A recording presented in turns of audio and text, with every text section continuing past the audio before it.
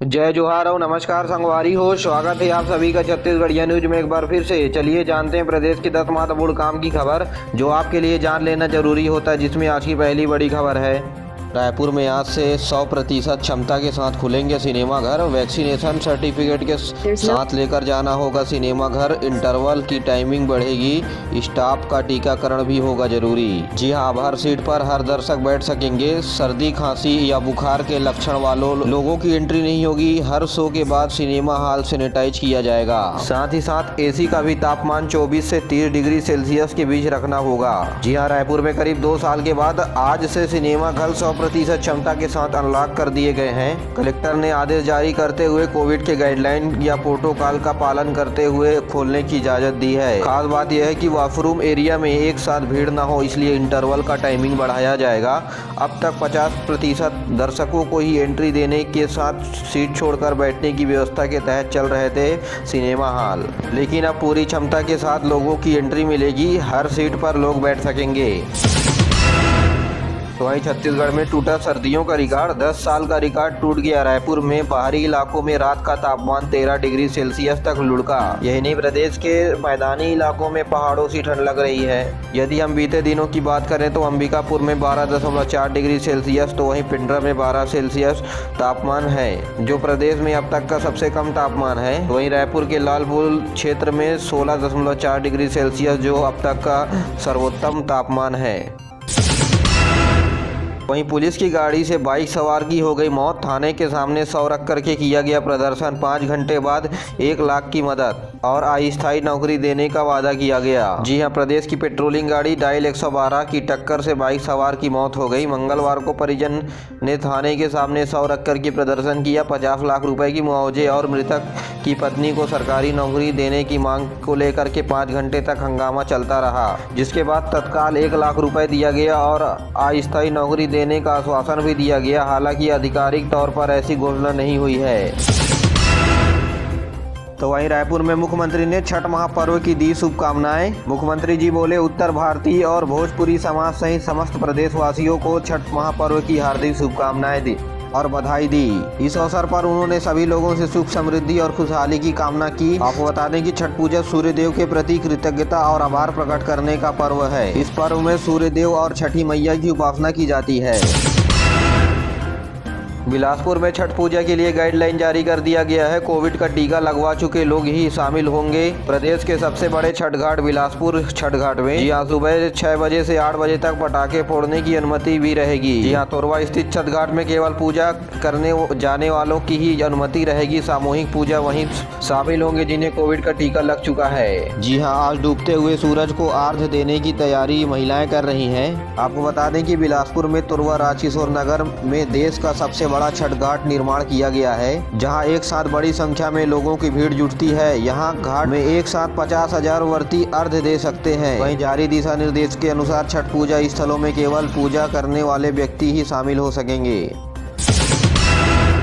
छत्तीसगढ़ में ग्रामीण उत्पादों का सुपर स्टोर। मुख्यमंत्री ने बजट में की थी घोषणा। 7 महीने बाद सी मार्ट खोलने की कवायद शुरू हो गई है। प्रदेश के सभी उद्योग विभाग को सभी जिला मुख्यालयों में सी मार्ट स्थापित करने के लिए निर्देश जारी कर दिए गए हैं। इस मार्ट में गांव में बनाए गए उत्पादों को ही बेचा जाएगा। आपको बता दें, सी मार्ट यानी छत्तीसगढ़ मार्ट में केवल छत्तीसगढ़ यानी देसी वस्तुओं को ही बेचा जाएगा। प्रथम चरण में सी मार्ट सभी जिला मुख्यालयों में स्थापित किए जाएंगे। इसके बाद सभी नगर निगम में शामिल किए जाएंगे। खास बात है कि यह सी मार्ट एक शोरूम होगा जहां 8 से 10 हजार वर्ग फुट की जगह पर बनाया जाएगा।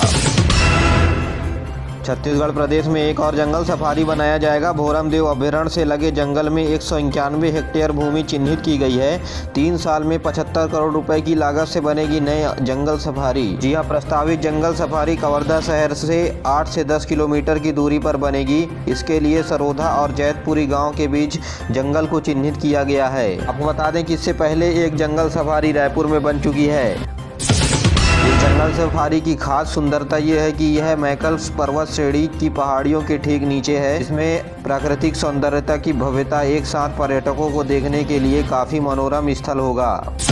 तो इंदिरा गांधी कृषि विश्वविद्यालय में प्रवेश हेतु काउंसलिंग प्रारंभ हो गई है।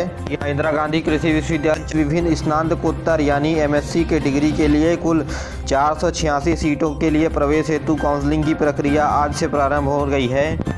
कृषि महाविद्यालय रायपुर के सभागार में आयोजित काउंसलिंग एवं दस्तावेज परीक्षण प्रक्रिया 12 नवंबर से 2021 तक चलने वाली है। तो ये बस्तर सरगुजा की स्थानीय लोगों को मिलेगी नौकरी, तृतीय चतुर्थ वर्ग की नौकरियों में मिलेगा आरक्षण। राज्यपाल ने अधिसूचना पर किया हस्ताक्षर। जी, राज्यपाल के हस्ताक्षर के बाद संभाग स्तरीय पदों में केवल स्थानीय लोगों की भर्ती का रास्ता साफ हो गया है। बस्तर संभाग में चतुर्थ श्रेणी की नौकरी अब स्थानीय लोगों के लिए आरक्षित होगी। छत्तीसगढ़ के सूफी संगीत के कलाकार मदन चौहान को पद्म से सम्मानित किया गया। राष्ट्रपति बोले, छत्तीसगढ़िया सबले बढ़िया।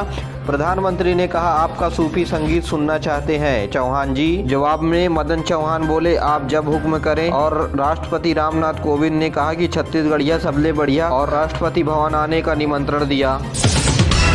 वही छत्तीसगढ़ में जवाहर नवोदय विद्यालय में कक्षा 6वीं की प्रवेश के लिए ऑनलाइन आवेदन की अंतिम तिथि 30 नवंबर निर्धारित की गई है। कलेक्टर ने चयन परीक्षा में फॉर्म भरने के लिए विद्यार्थियों को प्रेरित करने पर जोर दिया है। यहाँ जवाहर नवोदय विद्यालय चयन परीक्षा 2022 में कक्षा 5वीं में अध्ययनरत विद्यार्थियों को कक्षा 6वीं में प्रवेश हेतु ऑनलाइन आवेदन www.navodaya.in की प्रक्रिया पर संचालित की जाएगी। छत्तीसगढ़ भाजपा अब शुरू करने जा रही है विजय छत्तीसगढ़ अभियान चुनाव जीतने के लिए। दिल्ली में राष्ट्रीय कार्य समिति की बैठक में बनी सहमति। प्रदेश सरकार को बढ़ती हुई नक्सल घटनाओं, धर्मांतरण, शराबबंदी, किसानों की दशा पर सरकार को घेरेगी। जीका वायरस को लेकर की तैयारियां प्रदेश में शुरू हो गई हैं। एम्स में जांच भी अलर्ट कर दिए गए हैं। लोग बिल्कुल ना डरें, प्रदेश में इसके बचाव के लिए तैयारी शुरू कर दी गई है। जी हां, उत्तर प्रदेश में जीका वायरस के मामले बढ़ने के बाद प्रदेश में इसके बचाव के लिए तैयारियां शुरू कर दी गई है। हालांकि अभी केंद्रीय स्वास्थ्य मंत्रालय की ओर से प्रदेश में जीका वायरस को लेकर के कोई अलर्ट जारी नहीं किया गया है। मिली जानकारी के मुताबिक छत्तीसगढ़ का पड़ोसी राज्य उत्तर प्रदेश है। अधिकांश लोग की आवाजाही इस राज्य में बनी रहती है, इसलिए अब छत्तीसगढ़ प्रदेश को भी सचेत रहने की जरूरत है। सुकमा में गिरफ्तार 8 लोग नक्सली या फिर ग्रामीण, यह सवालों के घेरे में बना हुआ है। जी हां, प्रतिष्ठित व्यक्ति बेला भाटिया ने कहा कि जेल में डाले गए सभी निर्दोष। एसपी बोले, 17 लाख के हैं इनामी माओवादी नक्सली। तो वहीं हुक्का बार में पुलिस की रेड, छापेमारी कार्रवाई की गई। दीपावली की छुट्टी के बीच मालिक खुद परोस रहा था हुक्का, अब कर लिया गया है गिरफ्तार। यहाँ पूरे प्रदेश में हुक्का बार बैन कर दिया गया है, मगर रायपुर में हर दिन पुलिस की कार्रवाई में हुक्का बार खुले मिल रहे हैं। मुख्यमंत्री भूपेश बघेल ने खुद इसके लिए निर्देश जारी किए थे, लेकिन इसके बावजूद भी तेलीबांधा थाना क्षेत्र की टीम हुक्का बार परोसते हुए एक कैफे के मालिक को पकड़ लिया। दिवाली छुट्टियों के बीच आरोपी युवक को हुक्का परोसा रहा था। चलिए जानते हैं प्रदेश में कोरोना संक्रमण का हाल। रायपुर में 2 समेत प्रदेश में 27 नए केस मिले हैं। प्रदेश में कोरोना मरीजों का आंकड़ा अब 10,06,000 के पार हो गया है। यह पड़ोसी राज्यों में छत्तीसगढ़ में कम है वैट टैक्स। केंद्र पेट्रोल डीजल पर एक्साइज ड्यूटी कम करेगा तो राज्य को 490 करोड़ रुपए का होगा नुकसान। तो वहीं चिकित्सा शिक्षा विभाग में नीट यूजी की ऑनलाइन काउंसलिंग जल्द शुरू होने वाली है। राजधानी के 3 कॉलेजों में 1 सरकारी 2 प्राइवेट उपलब्ध है। तो वहीं राजस्व मंत्री जयसिंह अग्रवाल ने 1 करोड़ 13 लाख रुपए की लागत से बनी सर्व सुविधायुक्त गार्डन का किया लोकार्पण। और यह गार्डन कोरबा शहर के सीतामढ़ी क्षेत्र में बनाया गया है। मेरे प्यारे साथियों, आज के लिए बस इतना ही। वीडियो पसंद आया तो वीडियो को लाइक करें, चैनल को सब्सक्राइब करें और अपने दोस्तों के साथ जरूर शेयर करिए। दीजिए मुझे इजाज़त, मिलते हैं अगले वीडियो में। तब तक के लिए जय हिंद, जय छत्तीसगढ़।